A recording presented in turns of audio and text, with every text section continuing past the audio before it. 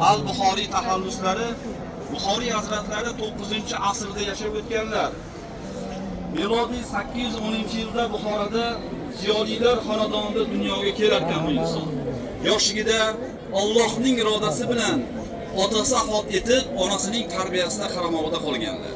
Buxoriy hazratlarining yoshligida 2 yoshida ko'zlariga shikast yetib, ko'zlari bu yorug' dunyoni ko'rmasdan qoldi. 2 yoshida. Onasi farzandini tabiblarga olib borardi, shifo topmas ekan. Onazor har doimgidek joynamoz ustida Allohdan nola qilib, duolar qilib, kechalar uxlamasdan tahajjud namozlarida duo qilar ekan. Ey Allohim, farzandimning ko'ziga nur ato etgin, shifo bergin, sening yo'lingda xizmat qilsin deb duo qilib onasi yig'lay charchagan holatda ko'zlari uyquga ketdilar. O'sha kuni onasi bir tush ko'rib, tushlarida Ibrohim alayhisalom ko'rar ekanlar. Ey onazor, seni qilgan tujolaring, toat ibodatlaring Alloh o'z dargohiga qabul qildi. O'g'ling Muhammadni ko'zi nuri qaytarib berildi ekanlar. Onasi xursand bo'lib uyg'onib, farzandini borib uyg'otsalar, 4 yoshlik Buxoriy bu yorug' dunyoni ko'ra boshlagan edilar. Onasining duosidan keyin Alloh farzandiga nur ato etdilar.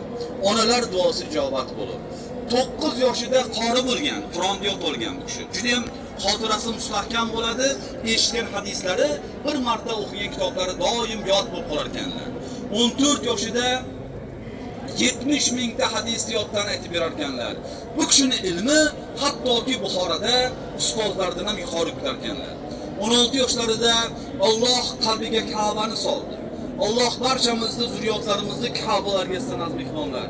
Buxoriy hazratlari onasi va akasi Ahmad bilan 16 yoshida har safarga borib, haj ibodatlarini ado etarkanda onasi va akasiga aytdilar: "Mana shu arab diyorlarida qolsam, payg'ambarimiz Muhammad sallallohu alayhi vasallam hadislarini to'playman, asl holatlariga qaytaraman" deb onasi va akasi bilan Madina shahrida xayrlashar ekanlar. O'zlari arab diyorlarida qoldi.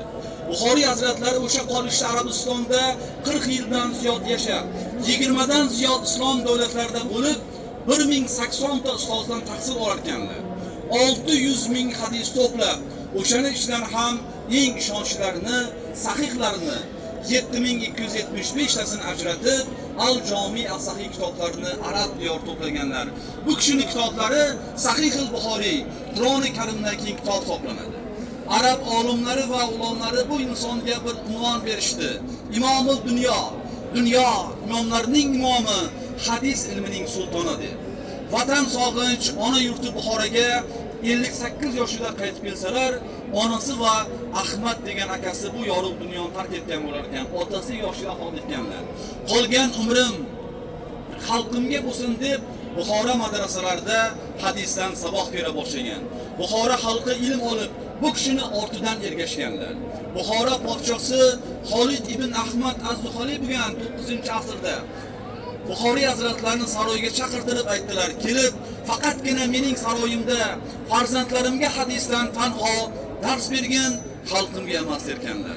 Buxoriy hazratlari rad etdilar. Ilm kerak bo'lsa, shogird ustoz oldiga boradi. Ilm kerak bo'lsa, kelinglar, mening madrasamda xalq bilan birgalikda ilm olinglar. Ilmimni xor qilib, saroy ostonasiga olib bormayman dedilar. Buxoro podshosi g'azablandi. Mening ta'lifimni rad etyapti deb bu kishini Buxorodan chiqartirib yubordilar. Buxoroni majbur tark etdilar. Samarqandga kelib, mana shu Xartang qishloqda qarindoshi G'olib ibn Jibril yashaganlar. Buxoriy hazratlari keladi. Mana shu dargohda qonun topdilar. Bir oz muddat yashab, toblari bo'lmay xasta bo'lib qolib, Ramazon oyining oxirida 61 yoshida bu yorug' dunyoni tark etdilar. Hayit namozidan keyin mana shu qabristonga dafn qilarkan bu kishini. Qabrga qo'ygan kechasi qabrlardan ilohiy nur ko'tarib samoga xushbo'y, mushkambar hidlar tarab turarkanlar. Buxoriy hazratlarining farzandlari oilasi to'g'risida bizgacha ma'lumot yetib kelmadi, tarixda yozilmay qoldilar. Mana shu hayotini ilmga bag'ishlab ketdi bu inson. Mana aziz mehmonlar, Sovet hukumati davriga kelib, bu ziyoratgohlarimiz vaqtincha qarovsiz ahvolga aylanib qoldilar. Ziyoratgohlar yopilgan, masjidlarda namoz o'qish taqiqlangan davr bo'lar ekan, 1956-yilda Indoneziya davlatining podshosi Moskvaga davlat ishlari bilan borib, Buxoriy hazratlarini qabrlarini so'rar ekanlar. Eng avvalo davlat ishlarini boshlashdan oldin Buxoriy hazratlarini bir ziyorat qilsak deganlar. Rus hukumatı hayron bo'lib qoldilar. Buxoriy kimligini bilmas edi. Majbur bo'lar ekan mehmon olib kelmasa bo'lmaydi, ayrim kerakli shartnomalarga imzo qo'yish kerak. Kelib Buxoriy deb Buxorodan izlash boshladilar, qabrlari topilmadi.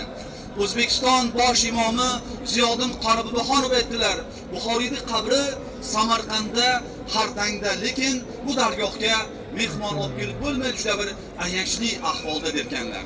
Ana shu xabarni Indoneziya davlatining podshosi Moskvada turib eshitlarkanlar telefon orqali. Ko'zlarida yosh bilan xursand bo'lib, Allohga shukr, Buxoriyda qabri topildimi? Hattoki piyoda borishga ham rozimiz. Hoziroq yo'lga tushaylik dedi. Olib kelarkan atayna poyezdda, qorong'uda kechasiga to'g'rilab olib kelarkan, yon atroflarni ko'rmasin dedi. Kechasi Indoneziya davlatining podshosi kirib kelib, ziyoratgoh eshik oldiga kelganlarida u kishi hurmat qilib oyoq kiyimlarini yecharkanlar. Qabrlariga ta'zimda kelib, mana shu joyga bir joynamoz to'shatirib, Qur'on oyatlaridan tong otgancha o'qib, yig'lab tilovat qilar ekan. Tong yorishib ketdilar.